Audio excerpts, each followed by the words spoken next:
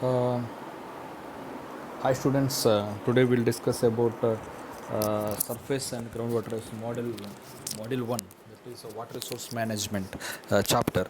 The first we need to go for that, what do you mean by water resource and water resource management. So because the water we know that one, it's a resource. Resource means economy, the money will come, so we need to pay some money for that one, the resource, water resource. So it comes under the economy point of view. So that reasons we are calling resources. So that is also resource. One is resource, water is also resource. What we are having other resources, same kind, the water is also resources, and we need to make the proper management. In that we are the first module is surface and groundwater resources. In that comes, and the different content is there. One is hydrological cycle. Hydrological cycle, in that we need to discuss about what do you mean by hydrological cycle. It is circulation between earth to atmosphere, atmosphere earth surface, that is called hydrological cycle. And another one is global water resources. Global in not only India, globally the people are facing lot of issues related to water. So that is related to that also we can discuss. And Indian water resources, surface water resources. Surface water is when it is rainfall comes, the water will not directly it was converting it as runoff. Some water is infiltrating into the ground surface, some water is converting into the runoff. When it is converting it as runoff, everything we'll discuss study about. That is surface and subsurface water. Surface water also there, subsurface water also there. Surface water means what? When it is water touches the surface of the water, so some water, some between, so we are calling obstruction or initial losses takes place. What do you mean by initial losses? Initial losses means it may be infiltration, it may be evaporation, it may be surface runoff. Everything is considering is initial losses. So after only it will converting it as runoff. After only it will goes for evaporation process. Immediately what, when it is rainfall occurs, immediately it will not converting it as what when it will not going for evaporation. Some initial losses takes place within a certain period. When precipitation occurs, in some, after some more time, the some rainfall is converting it as some initial process we can say. Some hydrological process takes place. After hydrological process only it will converting it as precipitate runoff, or runoff or evaporation, or whatever is there components. Then only after some more time only it will converting it as some main factor, main components. Immediately it will not converting it as it will not convert as runoff, or it will not convert it as evaporation. That's hydrological cycle. Now I will come for the related topic is hydraulics. Cycle is say it is the circulation between atmosphere to earth surface atmosphere. What circulation? Water circulation. That is cycle, that water circulation between earth, because that process only everything we are managing now. Water resource management, what we can say that water resource management is there. That is also one of the important point. The water resource management, water resource, how it is working. Before constructing any hydraulic structures or before going for water resource management, we need to know the hydrologic cycle. Hydrologic cycle is basis on hydrological process. We should know that what is the hydrologic process, how it is working. So that reasons we need to know that hydrological cycle. Hydrologic cycle is a basic concept of water resource. So that for the main component is there evaporation, is there evapotranspiration, is there precipitation, is there, and so different components there. Surface flow is there, subsurface runoff is there, base flow is there. Everything is considered as a hydrological process only. Each and every step we should learn related to hydrological cycle or hydrological process before going to the water resource management. So then only we can say that we can say that what's the challenges is there in water resource management. So that is the basic learning in that related to hydraulic cycle. So now we are discussing about surface water. Surface water is, as I told, when water is directly touches to the ground surface, when rainfall comes, we can say the rainfall is not we can't say the only when we are considering, we should use the word is precipitation, because Rainfall is not only precipitation. Different forms of precipitation is there. Snow is there, hail is there, glaze is there, rain is there. And but here we are considering only rain. In our part, in the Indian, most of the parties rainfall is comes, and only western countries where we can say that is snowfall. Here we only Himalayas we can say that snowfall is there, and remaining no, not snowfall is there. When rainfall occurs, that is all different. Rainfall is there. Snow, heavy rainfall is there, medium rainfall is there, and slow rainfall is there. That is a different on droplet size. It starts from 0.5 mm, the droplet size. From that we can say that rainfall is what kind of rainfall is comes. So then is we'll go for water balance. Water balance means before going to that water balance, we need to know that and what is water balance. Water balance means, suppose if you're having water tank in your home, so when water filling at time of morning 8:30, and after to you if you after that filling that tank, we are utilizing whole day still till next 8:30. That time till that time we are using that water, right? No, from 8:30 to tomorrow morning till 8:30, how much water you are using, that is we can inflow, and sorry, that is we can outflow. That inflow minus outflow, first inflow is the water filling, and then outflow means usage. Then finally we can say how much water it's storage. Inflow minus outflows, how much water is balanced, that we convince water balance. Same concept in hydrology component also. So when water is falls down to the earth surface, after that it will not directly toward converting its runoff, some initial losses takes place. So the inflow minus outflow minus is equal to what is the storage, what is the total storage in that exact in that location, that is called water balance. So that storage, how we can calculate in the different method is there. So water balance method is the energy budget equation is there, water balance measures there. So the concept is inflow minus outflow is called data storage. So that much storage is there, because subsurface water, it's not easy to find out how much water is lost in between the subsurface, because below the ground land surface how much water loss, it's very difficult to find out. So that reasons everything we need to calculate. So that for water balance is not easy, because we need to find out different parameters we require to find out the this one, because precipitation is we can consider plus positive, because it is a plus value, it is a falling into the ground surface, and minus evaporation, that is minus because it's a losses, and minus evapotranspiration, that is also minus because it is also losses, and minus the subsurface flow, that is also minus, and runoff is also minus. Because why we are taking the minus means that is losses, only positive is the one is precipitation. That everything we'll discuss about water balance and water balance calculation, how it is, everything is related to that only. Next, available renewable water resources. So what is the usage, what we are getting water, that water we should optimize that use of that water. What we are getting the water, you should use in properly, and you should manage properly. That water we can renew also.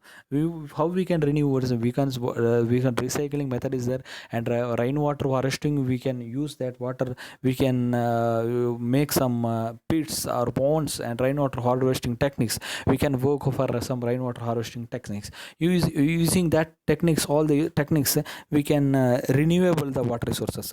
That is much more important, renewable of water resources, because we are not renewing the water resources. That reasons we are facing the lot of water scarcity problems and a lot of water scarcity issues. We should use that water in proper time, and proper proper management is required for that what we are getting the water.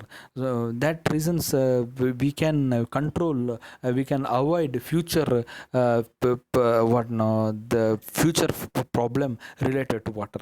So that is a very much important studying in that topic or in that module. That is also one of the important important issue related to Indian water resources or global water resources. So, and one more thing is water balance, water scarcity. That is also one of the important. Not only water scarcity we are facing in India, all over the world we are facing global water systems. We are facing a lot of water scarcity issues. So that reasons, that is also important water scarcity issue. That also we need to take when we need to discuss related water scarcity and water issues in this chapter, in that module. And then the water balance as a result result of human interference. So how we can result of human interference, when we interference with human, how that water balance will manage, that is also important in this topic. And groundwater resources, that is also important. And groundwater resources is that, what is the groundwater, what is the different groundwater resources? We can say that one, what subsurface resources, we know that one. And the groundwater resources, aquifer is there, unconfined aquifer is there, semi-confined aquifer is there, aquiclude is there, and aquifuse is there. There is a different aquifers. Aquifer is a permeable layer, we can say that the permeable layer, we can it's confined between the two impermeable layers, that is called aquifer layers.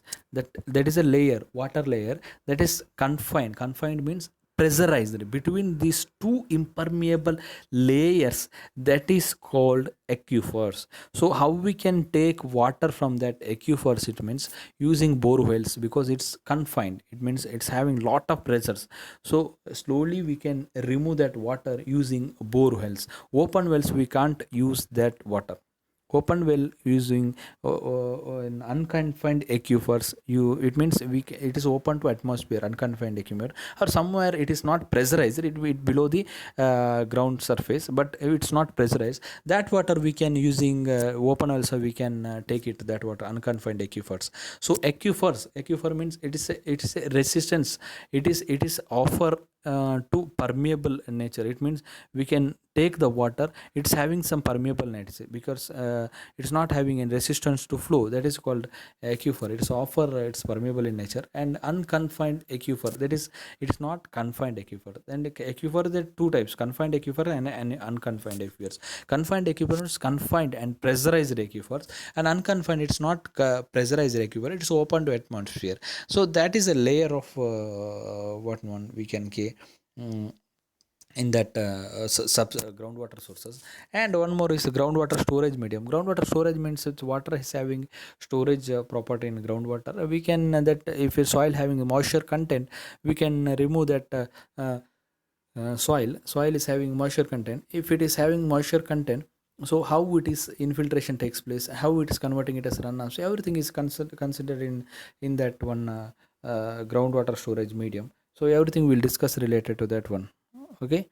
Then hydrology, we know that hydrology deals with the occurrence, circulation and distribution of water and upon and beneath our surface. It means hydrology, it deals with occurrence, it means water comes, and circulation, it's circulating, it means we know studied the deals with the hydrological cycle.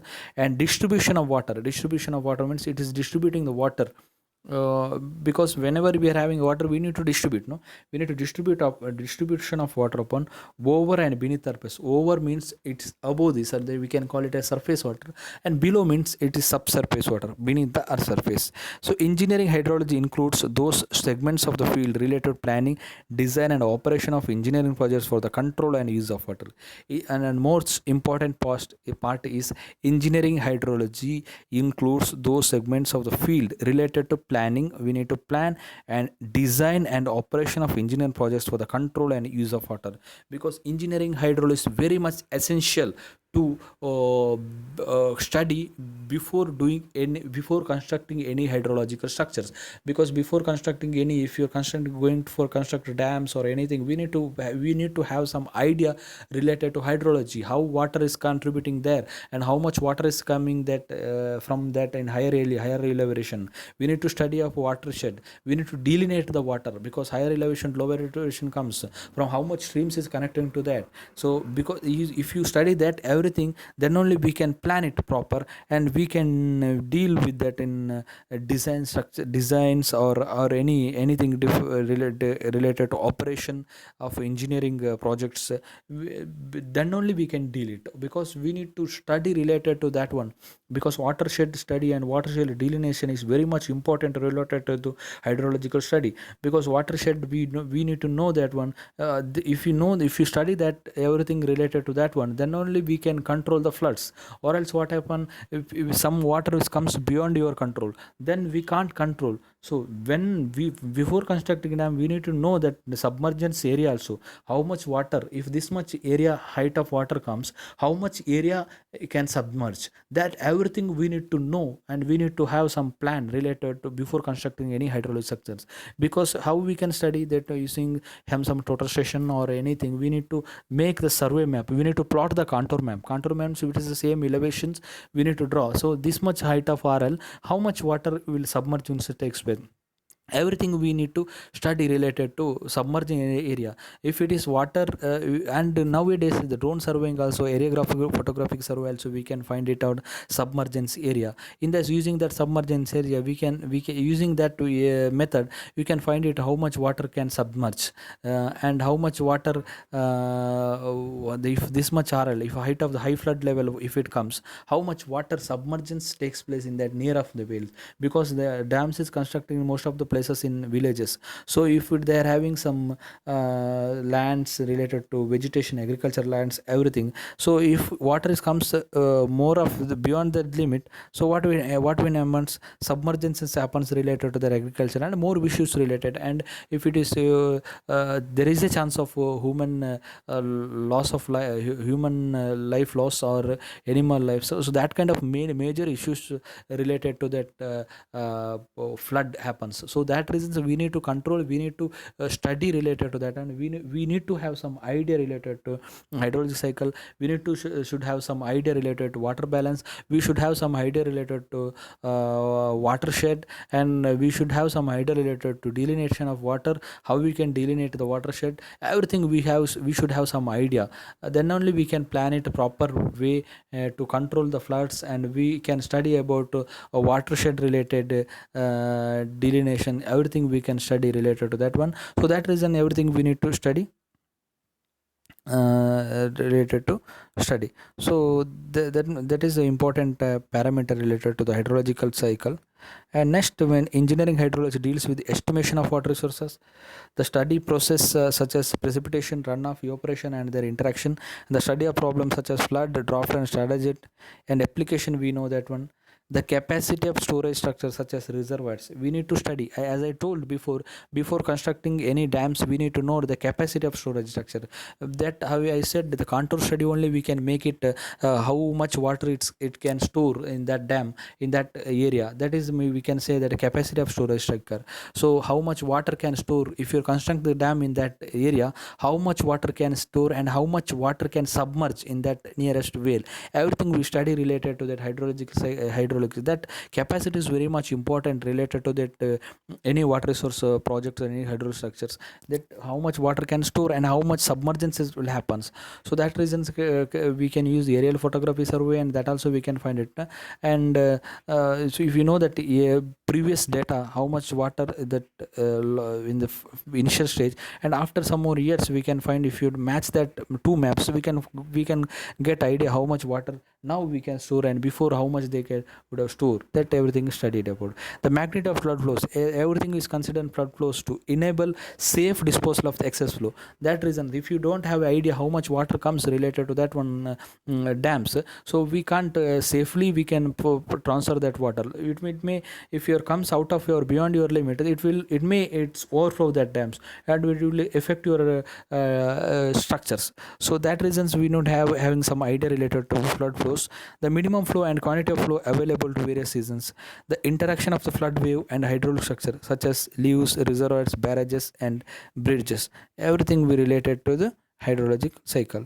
So thank you very much for your patience.